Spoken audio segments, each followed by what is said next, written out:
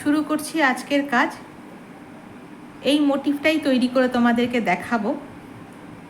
একটা সোনালি চুমকি নিয়েছি, সেই চুমকিটাকে আগে বসিয়ে নেব, তারপরে চুমকিটাকে কেন্দ্র করে এই মোটিভটা আমি তৈরি করে নেব। চোখের আন্দাজ না থাকলে তোমরা কিন্তু পেন্সিল দিয়েও একটা প্লাস সাইন তৈরি করে নিতে পারো। জাস্ট এরকম আর এরকম একটা প্লাস সাইন তৈরি করে নিয়েও কিন্তু এটাকে করতে পারো। আমি চোখের আন্দাজেই করছি, পেন্সিল দিয়ে আর প্লাস সাইনটা আমি আঁকিনি। চুমকির মাঝখানে একটা ফুটো থাকে, সেখান থেকেই স্টিচ আপ করে আমি চুমকিটাকে বসিয়ে নিয়েছি। অত্যন্ত সাধারণ একটা স্টিচ, ফিশবোন আর একটা চেন স্টিচ, তাই দিয়েও কিন্তু যে কোনো মেটেরিয়ালকে খুব সুন্দর করে সাজিয়ে তোলা যায়। সেলাই মানেই হলো কি করে জিনিসটাকে সুন্দর করে তুলবো তার প্রচেষ্টা। তো শুরু করে দিলাম। আমার চুমকিটা বসানো হয়ে গেল।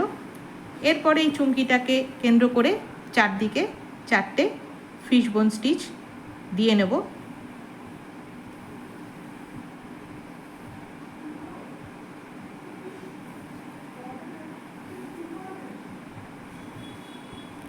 সহজভাবে জিনিস কত সুন্দর করা যায় সেটা সেলাইয়ের থেকে বেশি ভালো বোঝা যায় না, জানা যায় না।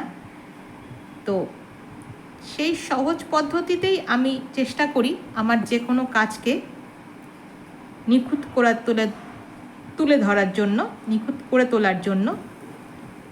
তো আগামী কাজটা এই স্টিচের উপর নির্ভর করেই কিন্তু মোটিভগুলো আমি করব।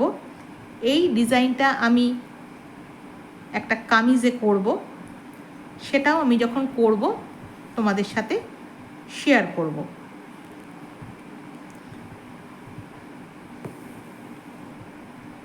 আগে একটা ব্যাক করেছিলাম শুধুমাত্র এই চারটে ফিশবোন স্টিচ বসিয়ে, আর এইবারেরটা তৈরি করছি মাঝখানে একটা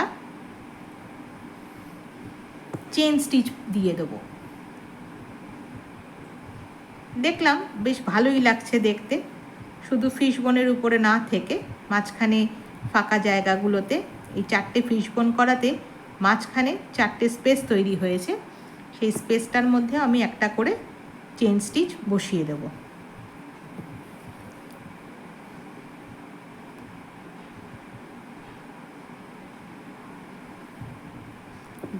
দেখো, আমি অ্যাঙ্কারের সুতো ব্যবহার করেছি 3 পলতা, 7 নম্বর ছুঁচ ব্যবহার করেছি। অত্যন্ত সহজ পদ্ধতিতে, অত্যন্ত সহজভাবে একটা স্টিচ। এটা গায়ে গায়ে করলে আরও ভালো লাগবে, বিশেষ করে ব্লাউজের হাতায়, কামিজের হাতায়, কামিজের নিচে বা ওড়নাতে একটু ঘন ঘন করে যদি এইটাকে ডিজাইন তো বলা যায় না, এটাকে যদি করা যায় খুব ভালো লাগবে দেখতে আমার মনে হয়। আর সেই রকমভাবেই কিন্তু আমি কামিজটার কাজটাও করার চেষ্টা করব।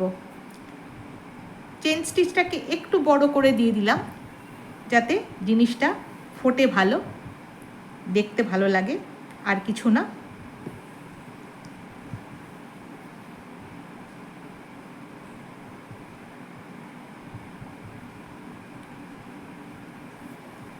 এটা একাধিক রং দিয়েও করা যায়। একটা রং দিয়ে, একটা রঙের সুতো দিয়ে ফিশবোন করলাম, আর আরেকটা রঙের সুতো দিয়ে চেন স্টিচ করলাম। এটা সম্পূর্ণ নিজের উপর ব্যবহার করার ব্যাপার হচ্ছে। আর আমি যেহেতু তোমাদেরকে দেখাতে চলে এসেছি, সেই জন্য আমি একটা রঙের সুতোই ব্যবহার করলাম। তোমরা চাইলে কিন্তু দুটো রং দিয়েও এটা করতে পারো। আবারও বলছি, সেলাইটা সম্পূর্ণ সাজানোর উপর নির্ভর করে। যেমন যত সুন্দর করে সাজাবে তত সুন্দর করে জিনিসটা ফুটে উঠবে। দেখো, আমার লাস্ট চেন স্টিচ, এই চেন স্টিচটা করলে আমার মোটিভটা তৈরি হয়ে যাবে। কি সুন্দর লাগছে দেখতে, কিছুই না, অত্যন্ত সাধারণ স্টিচ দিয়ে একটা দুর্দান্ত মোটিভ তৈরি হয়ে গেল। তো আমার এই ছোটো ছোটো কাজগুলো তোমাদের দেখতে যদি ভালো লাগে তাহলে অবশ্যই রঙিন সুতোর মায়াজাল ইউটিউব চ্যানেলটাকে ভালোবেসে সাবস্ক্রাইব করতে হবে, ভিডিওগুলোকে লাইক করতে হবে, বন্ধুদের সাথে শেয়ার করতে হবে। এভাবেই রঙিন সুতোর মায়াজাল ইউটিউব চ্যানেলের পাশে, আমার পাশে তোমাদেরকে পেতে চাই। আগামী দিনে এই আশায় এই ভিডিওটি শেষ করছি। আগামী দিনে নতুন একটা পর্ব, নতুন একটা সেলাই নিয়ে তোমাদের কাছে চলে আসব। টাটা।